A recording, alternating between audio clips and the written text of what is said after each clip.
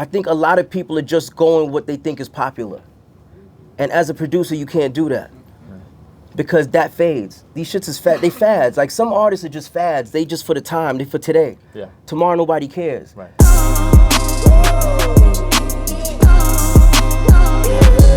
Man.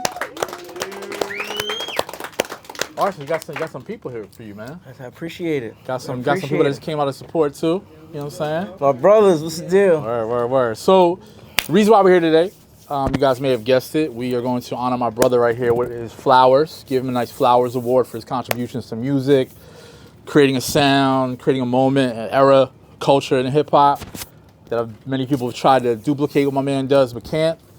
You know what I'm saying? So we're gonna allow him to flex, tell a little story about how he got to where he is. We're gonna open up for some Q&A and do a little music review as well. So, Ars, man, I'll start at the beginning. We haven't had like an interview like this in a minute. No, So I don't think we ever did. I think we did one. We did the sample joint, but we didn't really actually do like a one-on-one type joint. Yeah. So just give everybody like a snapshot into the life of you, man. How'd you get started in music production in general? I got kicked out of college, and I was a DJ in college, so I got kicked out, and I was trying to figure out my next move. And my homeboy up the block, Thriller, who was my partner before, he had bought an MPC and he went to Trinidad, and he let me hold the MPC, and I made what I thought was 2 bullshit beats, you know what I mean? Ended up selling them to a dude by the name of Todd Terry. He took a liking to me for whatever reason. He was like, yo, where do you live at? I tell him, and he sends me like $30,000 worth of equipment, and I was off to the races. Sheesh. I mean, obviously there was some time, but I'm just giving you the Cliff Note version.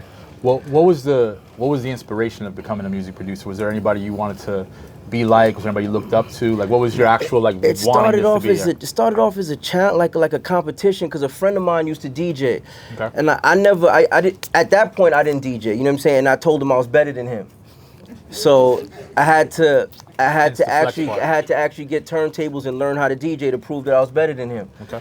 And while I was doing that, I fell in love with it. You know what I'm saying? And not only did I get better than him, but it turned into this. So it really started from DJing. Okay. When you first started, what was the grind like back then? You know, everybody's got this digital grind now. What was the grind like for you, man, when you first started? It was every day going to the city, sitting outside of labels, getting to know the receptionists at studios so they could let me in or let me know who was in the studio that day.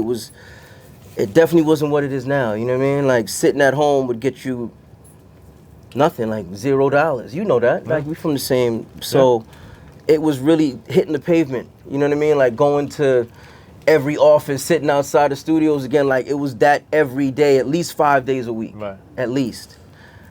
And these were the days where we actually had to, like, mail CDs into mail rooms and bubble wrap or trust somebody and leave a CD with them, or a tape or a DAT or whatever it was at that time. You know what I mean? Yeah. Some of y'all don't know about what DATs are.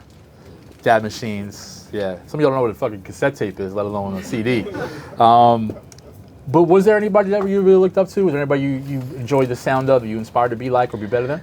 I don't want to sound like arrogant or nothing, man, but there's like I appreciated like Premier, I appreciated RZA. I appreciated Dr. Dre sonically, you know, but there's nobody I looked up to. It was kind of like where I was from in the Bronx was kind of like, there was nobody to really, I mean, Swiss was there, but my style was so different from Swiss that I couldn't look up to Swiss as a producer. It was just, I appreciated what he did. But as far as like my sound, it was like, that was crafted from growing up in a Jamaican neighborhood. Right. Being Jamaican, you know what I mean? Born in Jamaica, family Jamaican, so the first records I ever sampled was reggae records. You know what I mean? That's why you hear records like Dipset Anthem and other like reggae records that I sampled, because that was my upbringing. So as far as sampling is concerned, I mean, was music a big thing in your household growing up? Like, did you hear records and were like, I want to do something with these records? I'm Jamaican, so Sunday morning when my mother was cleaning, it was, you know, like if it was, I think it was David Levy or, you know, like just, and she was always playing like, you know, Beres Hammond, Bob Marley, Garnet Silk. You know what I mean? That's what I came from. I didn't know my first hip hop record until hip hop was already up and running. Like I knew reggae artists. Okay. That was my thing. Yeah, it's crazy because reggae, you know, is one of those genres that kind of, you know, lasts the test of time. Like you could do it then, you could do it now. It still sounds original and unique. When you started getting into sampling in general, What did you look for? Was there some specific, was it just something that hit you right away? Like, how did you It's the same as now, whatever I like. Yeah. Like, I look at it like this, right? Every record has at least 2 to 3 seconds of something that you like. Okay. You have to figure out, how do I extend that feeling for 2.5, 3 minutes? So that's always been my approach. Okay. We did when we did that sample conversation with Buck, you had said something about, you gave somebody some insight and said, if you can't listen to the beat, you can't listen to the sample for 2 hours by itself, then it's not something you should do. Yeah. At all, because like when I did I'm Ready, and people might think I'm lying, I tell this story all the time. I sat in my mother's basement with that beat on repeat for 3 hours, just in a dark basement, like a fucking crazy person. You know what I mean? Yeah.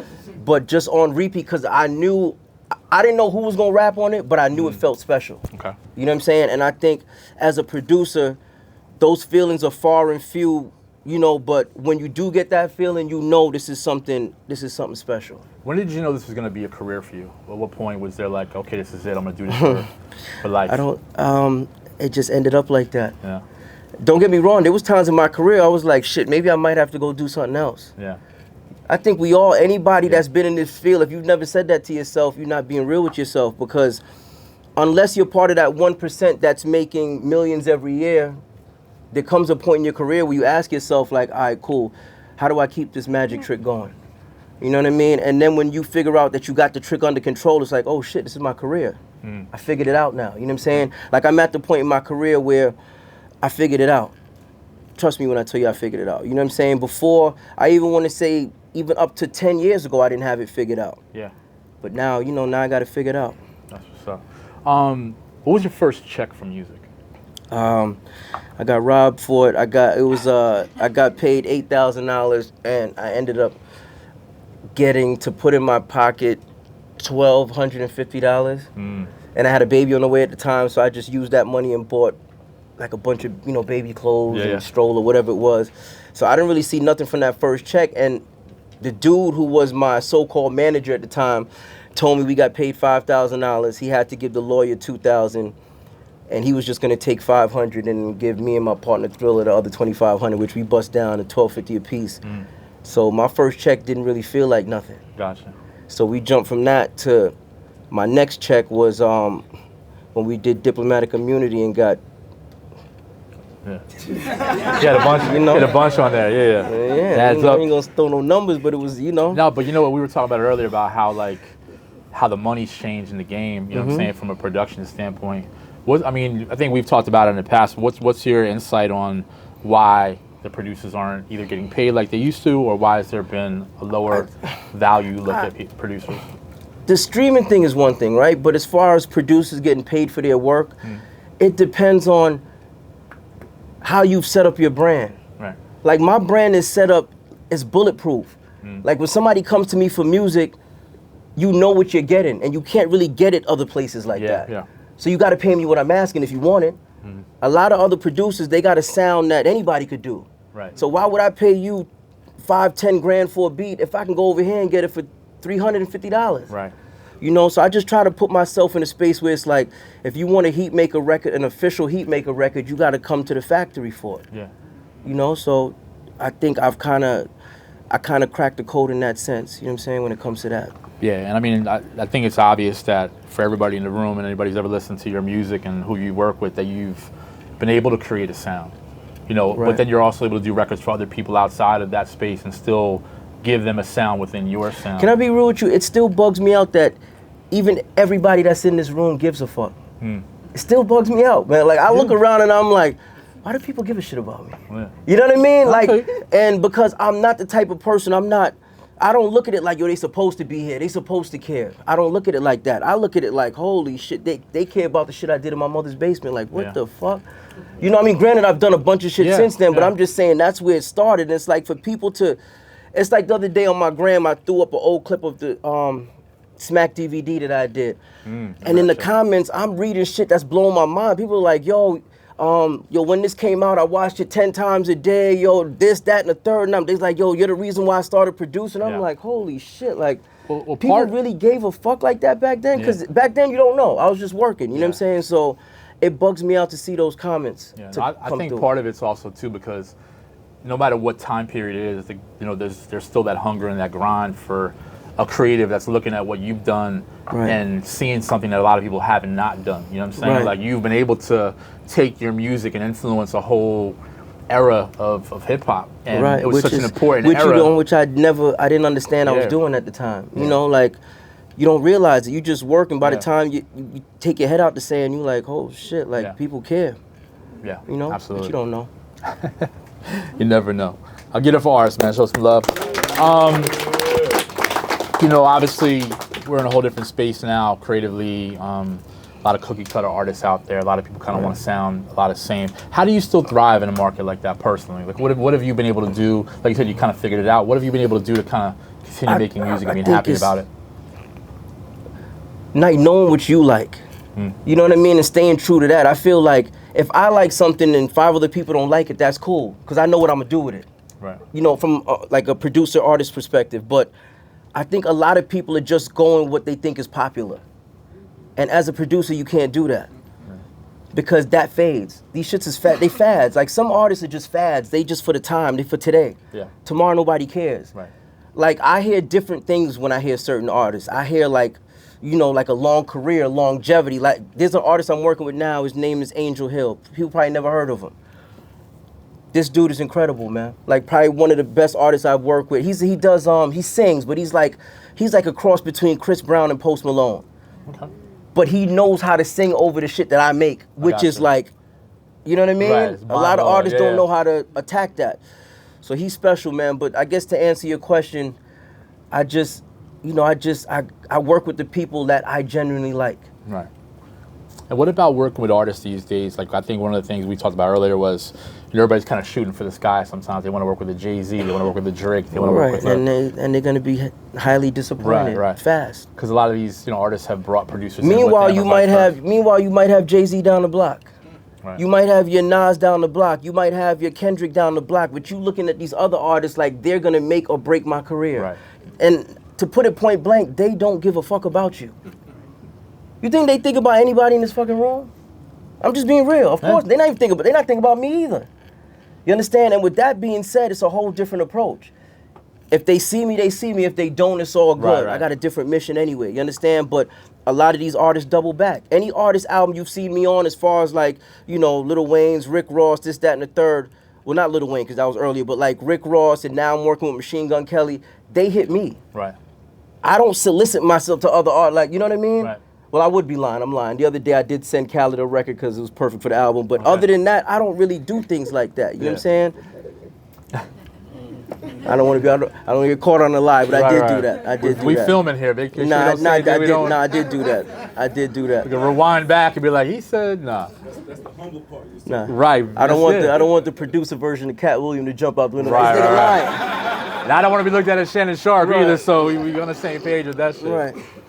When it does come, you know, with new artists and people you want to collaborate with, aside from talent, what do you look at? What really gains your eye or ear? What type of person you are. Okay. I worked with a lot of dope artists that, for lack of better words, were scumbags.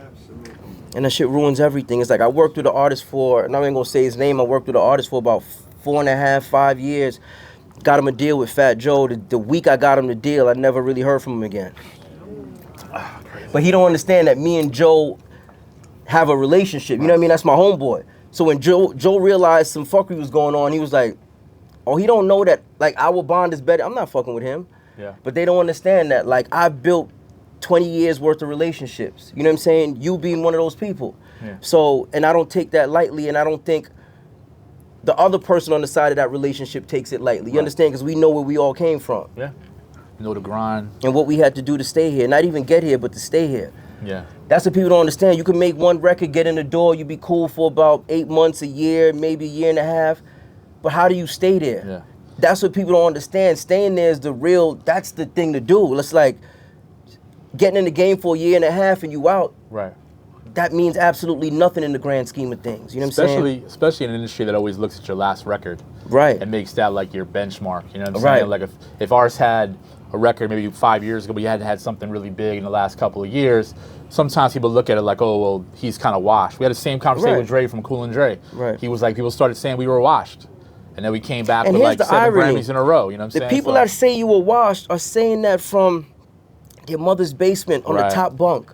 Exactly. That's where they saying that from. You Bottom understand? bunk, Like, I'm not even giving the bottom bunk on the top bunk.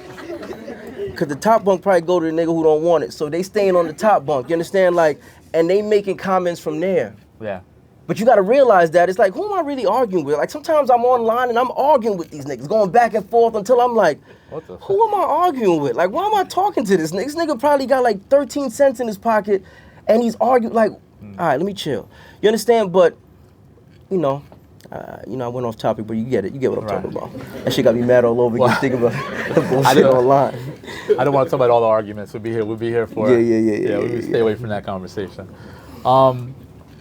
You know, when I interviewed you and Buck for the sampling panel, right. You know, you guys have always had such a camaraderie, and right. it's always interesting seeing you and him like have back-to-back, you know, communication. What is it about Buck that like you enjoy just as an individual? He's the one producer when I got into, you know, he was the dude that was like the class before me. So when I got into the game, he's the one producer that didn't hate when I met him. You know what I mean? Like, again, we're not gonna get into that conversation, but you know the niggas that I don't really, you know. Right, but Buck was one of those dudes that every time I seen him, it was love. Like, yo, that record you just did for Cam was dope. That record you did for Joel's, like, he always showed me love. Yeah. And a lot of other producers, they try to act like they had no clue of who I was when I had one of the hottest records on the radio at the time. Yeah. So I always remembered that shit, like, oh, this dude is he's a scumbag.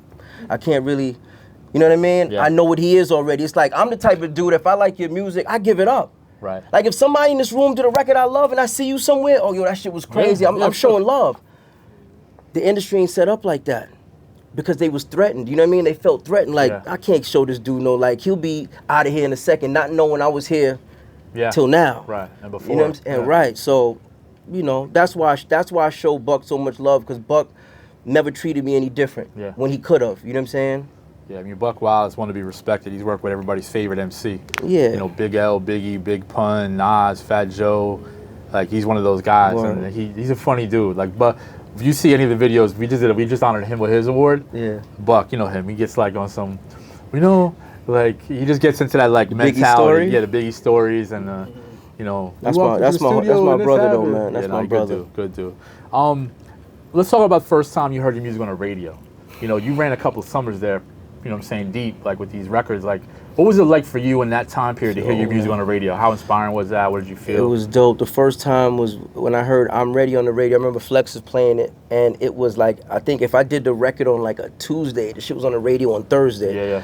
So, I mean, as far as I brought it to Cam, like I did the beat months in advance. But shit, right, so I remember I'm in the car and Flex is talking, but he didn't say what record he's gonna play. He's like, yo, New York, I got one of the craziest records from one of the craziest groups. He's dropping bombs. I'm in the car, me and my homeboy looking at each other like, yo, if this dude plays I'm Ready, I'm jumping out this fucking car, man. And I remember he's like, yo, pull over if you on the West Side Highway. You know how Flex talk. Yeah, facts. He played that shit, man. I feel like it was one of those moments that I'll always remember that feeling. Yeah. Because that feeling was like, I made this shit in my mother's basement. Like, what the fuck? Like, this shit is getting played on Hot 97. Cameron is on it. Because at this time, even though I knew Cam and them for, at this point, maybe 6 months, it was surreal to me. It was like, oh shit, I got a record with Cam. Yeah. I was a fan of Cam, you know what I mean? Like, I came up listening to 357, all that shit. So I'm like, and I didn't understand where it was going, like as far as like that was just the beginning. I didn't understand that. So hearing that record on the radio for the first time, it was like time was frozen, man. Was the tunnel still open back then? No. I was gonna say that was tunnel right was open. that that shit was rang off in that. Yeah, that was right after the tunnel. Right after the tunnel. Yeah. That was right after the tunnel. Those are those kind of records though. You play that shit at like Dipset Anthem. Really, if the tunnel was open, Dipset Anthem would have tore the tunnel apart. It would have fell down. Yeah. Word. So what's really on the trajectory for you going forward? I mean, obviously, you know, you do a lot of stuff from a mentorship perspective as well. You do a lot of classes and get-ups and whatnot. What are you looking forward to doing the next 5 to 10 years creatively? I'm keep it real with you. I've never been good at answering that question because, like, to me, and I know this is gonna sound crazy, but I'll explain. Like, goals, having long-term goals are bullshit to me. You understand? Because when you have long-term goals, you miss the minor wins. Right. You overlook the minor wins staring at the goal. It's like, you might never make it to that fucking goal. So that means you don't celebrate the small wins in between? Right. So I'm just saying all that to say, I'm just trying to make it to tomorrow and finish tomorrow. Right. You understand? This whole journey of mine could change in the next 6 to 8 months. Who knows? I don't fucking know. I'm just saying I'm not gonna make a plan for 10 years from now. I have no clue. Well, let me simplify it then. So maybe not necessarily what you want to do creatively, but are there any artists that you haven't worked with yet that you'd like to? Always, always the usual suspects, the Jay-Z's, the Eminems, the 50 Cents. I'm just personally a fan of 50. Always been a fan of 50. I want to, do a record with him. As far as new artists, like, even though I've worked with Benny as a feature, I want to do records with Benny for his project. Yeah. Conway, Kendrick, Cole, the usual suspects. Okay. But at the end of the day, if it happens, it happens. If it doesn't, life will go on. Everything will be good. It's a good way to look at it. So this kid, Angel Hill, and I'm talking about him like I signed him or something. He's dope. No, I'm saying, he's but not signing me at all. When you met him, what was it about him specifically that really kind of? I'm gonna tell you exactly what he did. We in the studio, me, him, and Joel Ortiz were having a conversation just about life and like relationships and shit like that. And he was just saying how, his ex-girlfriend was like a vampire, like only he could see it, nobody else could see it. So we had the conversation, and he asked me to pull up a beat, so I put a beat up. And he was like, yeah, I don't really write, man. I'm gonna just go in the booth and in my head, I'm like, oh, here we go with the bullshit, man. Right. Like another dude that don't write, gonna go in the booth and do some Take 5 hours to come up with a verse. This dude went in the booth and probably made one of the best songs I've ever heard in my fucking life in 45 minutes and engineered himself. Came out the booth and engineered his own shit. I love that. So after he did that, I was a believer. I'm like, you don't gotta show me. I mean, even though he's done like hooks for me since and shit like that, but he's never missed. Anything he's ever done for me, and I'll play you some shit obviously, but he's a monster songwriter, monster performer, singer, all that shit, and engineer. That's fire. Yeah, I mean when you're creative and you have all those tools in your tool belt, right? You get kicked out. You don't get kicked out of the room. You know what I'm saying? Like, especially when it comes to recording yourself. I think a lot of writers don't realize how important that is, and finding your sound and being able to do that, collectively. Yeah, let's open up for some questions, man. I'm sure the guys got some questions out here. Who wants to set it off? Don't be shy. Tycho, what's up? So, you mentioned that the beginning of your journey was with a gentleman by Todd Terry. Well, I met Todd Terry, yeah. He bought me my equipment first. Well, was it dance music you were involved with? Or No. Todd was... He's a dance musician. Yeah, but Todd had an artist at the time. And he couldn't make hip-hop, so he was looking for hip-hop tracks. And I think that's why, because he's dance music. Right. So the second part is, he gave you an MP? Yeah, he bought me an MP, he bought me a computer, he bought me a mic, he bought me compressors, he bought me speakers. Like anything you see in that Smack DVD, that's what Todd, even the desk. You know what I mean? Like he bought everything at that point, which was, there's no way for me to repay him at this point as far as like, that's still my brother to this day, but what he did for my life is, there's no real way to repay that. Did you know at the time who he was? I had no clue. We went to a club one night, me and Todd, and at this point, I don't know who the fuck Todd is. I just know he got Ferraris and shit like that. He got bread. Yeah. Right. So we get to the club, and as soon as he gets out the car, I hear people like, yo, Todd the God. Oh my God, it's Todd the God. I'm like, who the fuck are they talking to? I'm looking around, and then I realize they talking to Todd. I'm like, oh, this dude might be popping. Is it right? Yeah, like my man, that's gonna tell you, he know. Like for years, I used to just be like, used to bug me out, like the love, like when Todd walks into a house, like one of those house parties and shit, like they treat him like he's Drake. Yeah, bro, he got his discography is crazy. Yeah. But the crazy. I mean, now I know, obviously. The crazy thing about what he just said though is that you understand how expensive it was to be a music producer back then. You had to buy a board. You had to buy outboard gear. You had to buy You wasn't getting it done on a laptop because back then the processing power on a laptop couldn't handle all that shit. MP3. So right. You technically needed a mini studio to work. You know what I'm saying? So yeah, it was different. Yeah. Other questions? Go ahead, D. Last time I seen you was the last time I seen my brother Fred alive at your studio. Right. What was it like working with the bro, man? Fred? Fred the God. That was, everything you would think. It's like working with your brother. You know what I mean? Picture, because I spent more time, I tell people this all the time, I spent more time with Fred than I did with my own family. And vice versa with Fred. You know what I mean? Like, and we both got kids, so it's like, we were in the studio 5 days a week, 12 to 18 hours a day. You know what I mean? Like laughing, joking, working, and repeat. Unless I was going out of town or Fred was going out of town, that's where we was. So I guess the best way to put it is like working with your brother, man. It didn't feel like work. It's like, you know, Fred was so talented that by the time I finished making a beat, Fred had a crazy song done all the time, you know. And since you've been around us, you know, like everything was lighthearted with Fred. Fred will be talking to you, laughing to you, but at the same time, he putting a verse together. Yeah. He's probably one of the fastest writers I think I've ever known in my life. It came so easy. And if there's money involved, Fred is gonna write even faster. And anybody that know him know that's the truth. Like Fred could be ready to go home dead tired. Let somebody walk in that got some money for him to do a verse. He's snaps right into, you know, into Gordo. Yeah, I miss Fred, man. One of the greatest. What are the questions you guys have?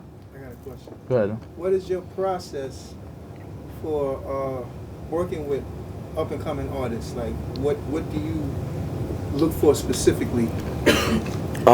If it's an artist that I'm just, what do you mean as far as like if I'm cultivating an artist, or is it just like somebody brought an artist to me? If somebody brings somebody to you, like both. Oh, well, simple things, man, like subject matter, what do they talk about?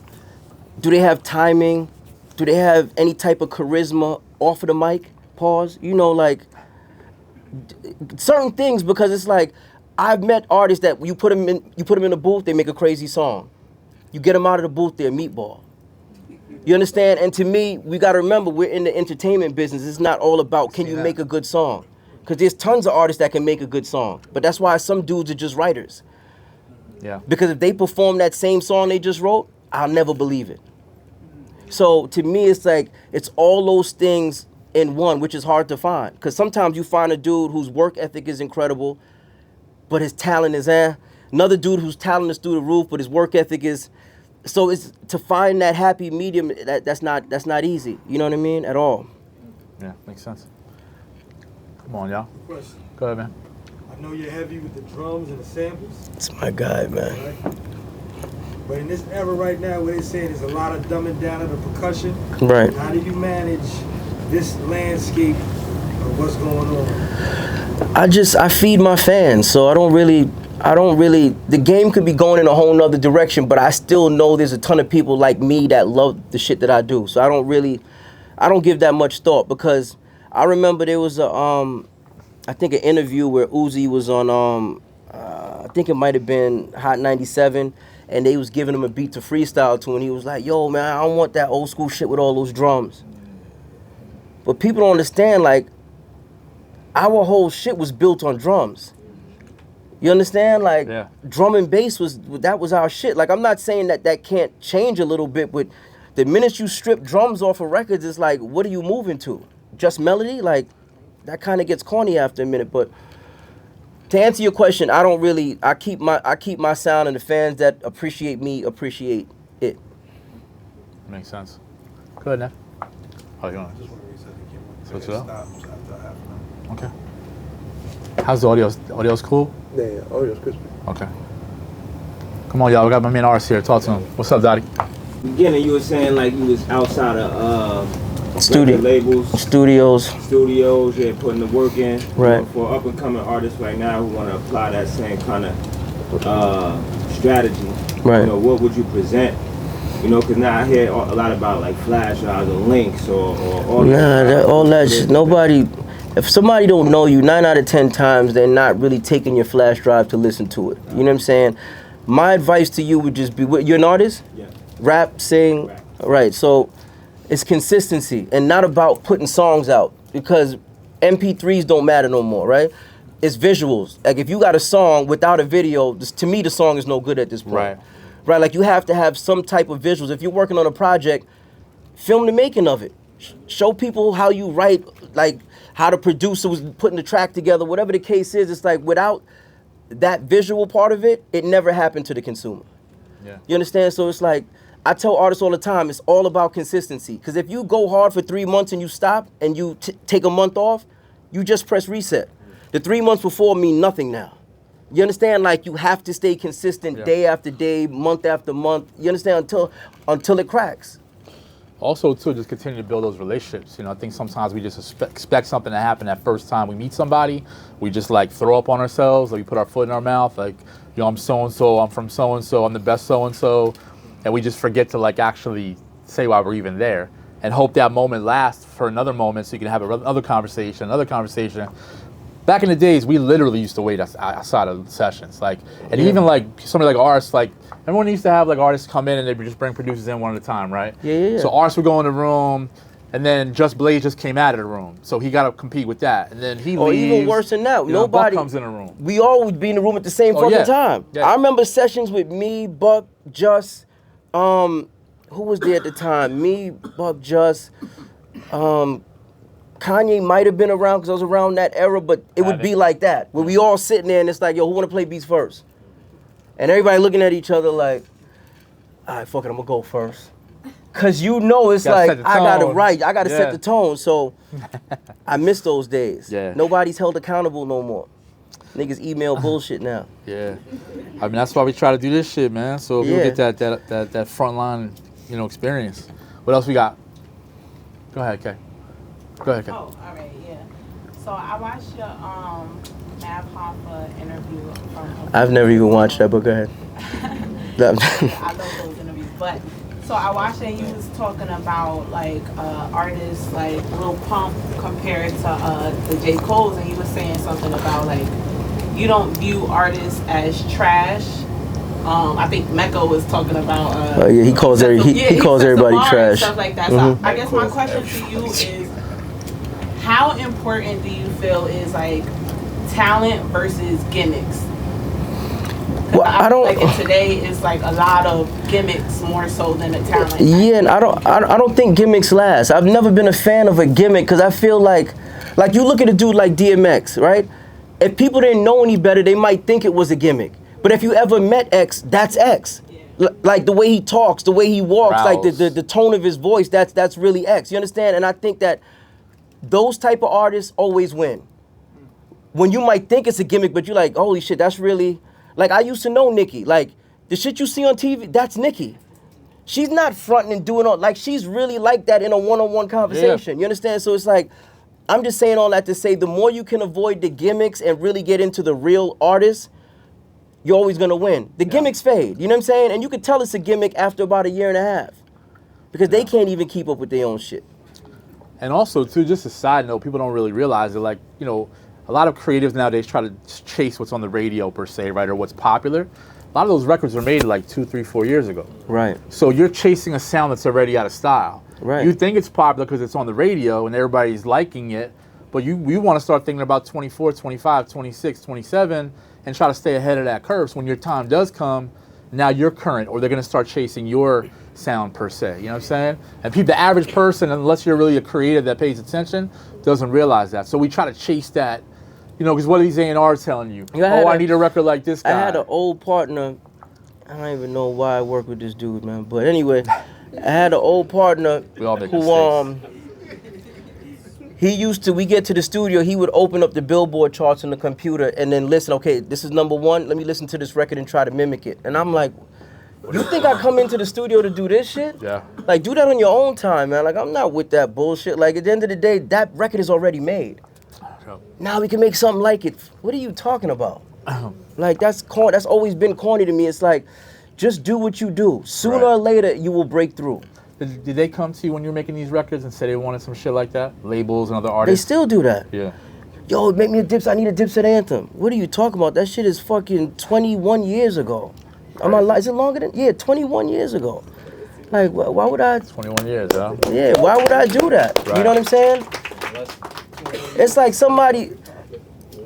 it's like asking somebody, put on the same clothes you had on 20 years ago. Right. And walk around proud. Right. You look good. You should wear the same outfit. Like, nah, that outfit was the shit 20 years ago. You put it on now, you're gonna look like a, you understand? Like, and I've never understood that. It's like, why would you want to work with me and ask me for some old shit when you got me right in front of your face and you can get some new work? Right. I never understood that. You had a question? Oh yeah. As a producer, sell drum packs? Yeah, I actually have a drum pack coming out with Akai in March. It's called a crack pack. Nice. Yeah. Alright, we gotta make sure we And send we out just to signed everybody. on to do another one, so we're gonna do a part 2 too. So Crack Pack part 2. But part 1 is coming out in March. Go ahead, Jail. Hey, what's good, bro? How do you balance out as far as like sending beats out by email and then working with the artists like in the studio? 'Cause I feel I like rarely send out beats by email now. Like if it's an artist I've never met before, I really don't do that, man. To be honest with you, I haven't done that. I mean, if I send it out by email, it's because you either bought the record and you can't find it and I send you, you know what I mean, another copy of it, whatever the case is. But just randomly sending beats to pick from email, like when me and Machine Gun Kelly first started, conversating back and forth, I actually was sending him, records through text. But that's because we already spoke and we came to an agreement, you know what I'm saying? But for me to just randomly send records, nah, I don't do that no more. I mean, for new producers, yes, you should. You know what I'm saying? Because you have to do that. But when you get to a certain point, it's like, it would serve me better to be in the studio with the artist rather than to just aimlessly send him music. Yeah.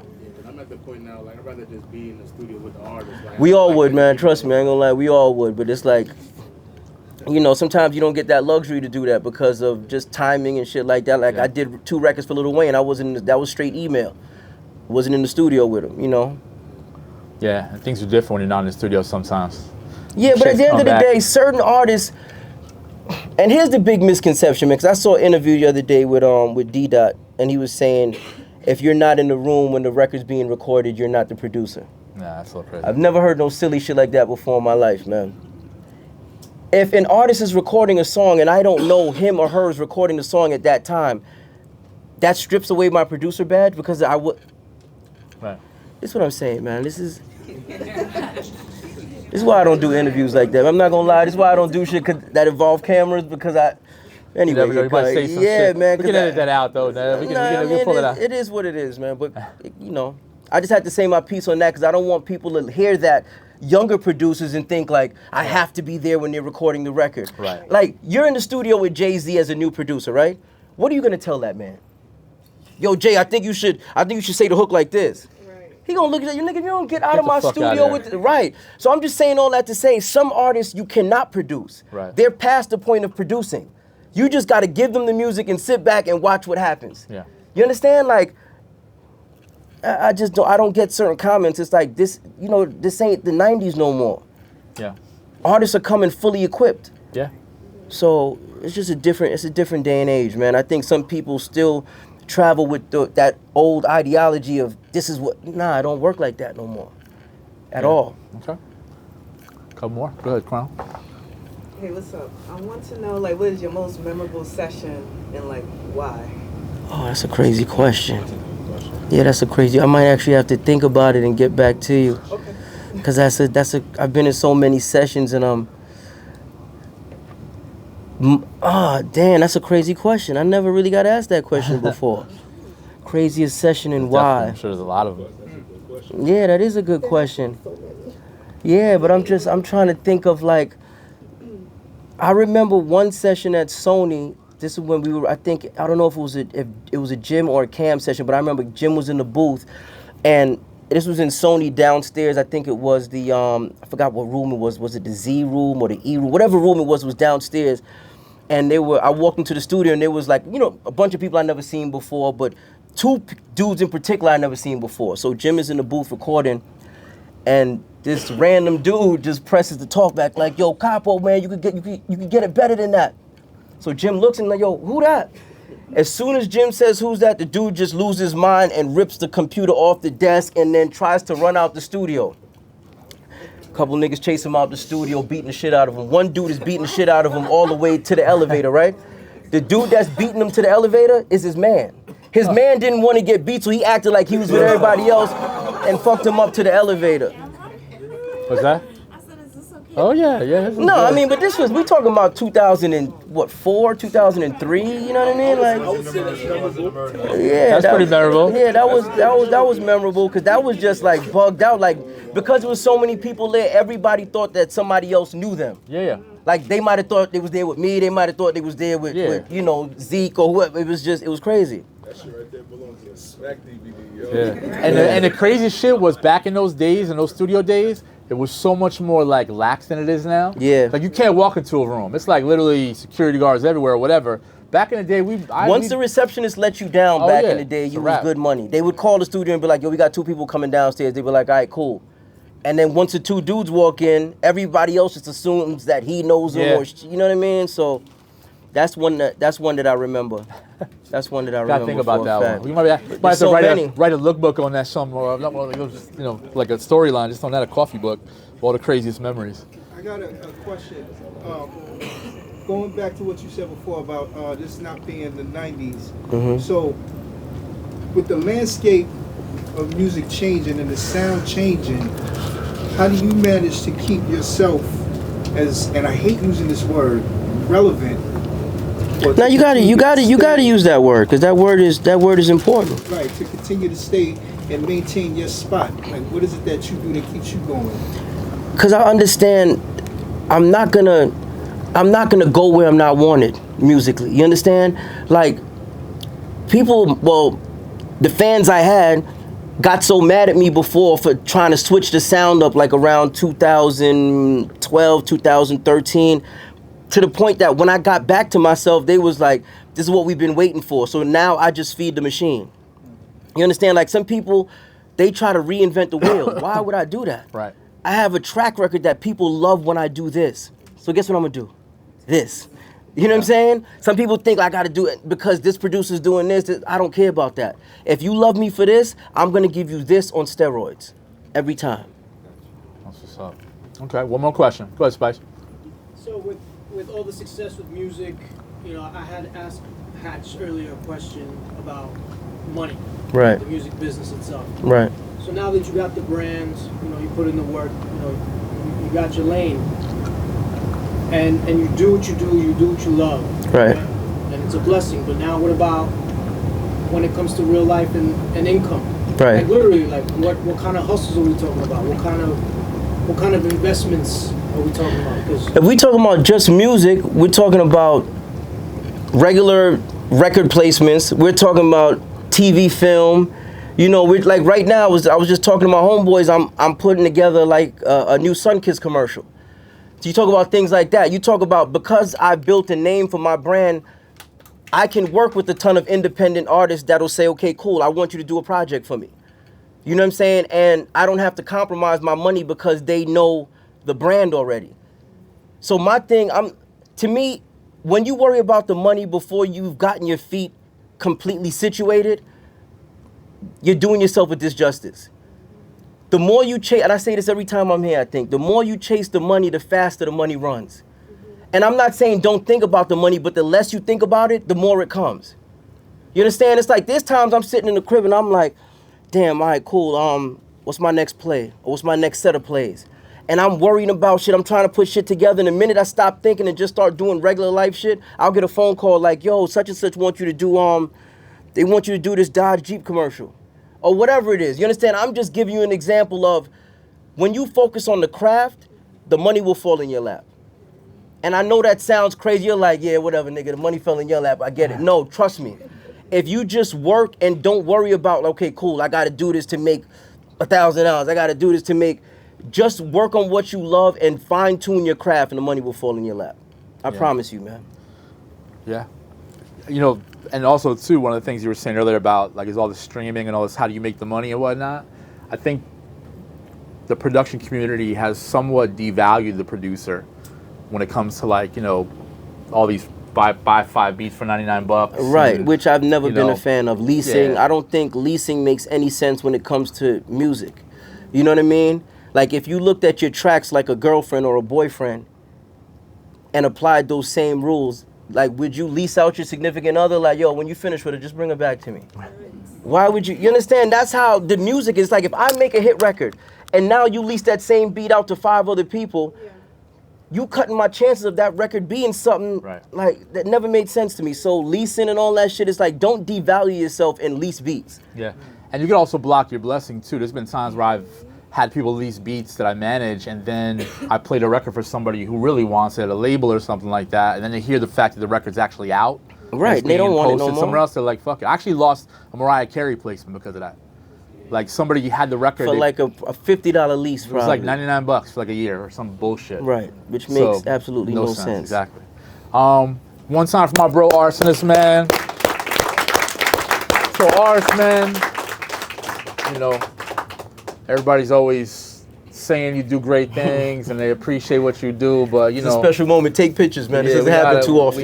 We gotta really show love for the people that have paved the way. So this is the Creative Space Flowers Award for Feed the Streets. I appreciate it. My man been doing this for 20 years. Damn, that sounds crazy. Maybe even longer than that. In the bedroom, in the mom's bedroom or not. Basement, let's not. Oh, I'm sorry. Yeah, No, pause. cameras out, Pause. Yeah. But this comes from somebody who really appreciates you as an individual. You know, soundtrack to my life growing up. You know what I'm saying? Listen to this music. Appreciate You know, you, my brother. I'm older than you, but you know, Not much. Not much. But this is just something that I feel like we as a brand want to make sure the people that we, you know, inspire to be like and celebrate daily, they need to find out why Buck got his first, right? Oh, you're right. Yeah. You guys fight over that. You know. Buck, why you got yours first? But yeah, this is for you, man. Thank you, my the brother. Flowers Award. Thank you, my brother. Clap it up for my man. Ars. Thank you, my brother.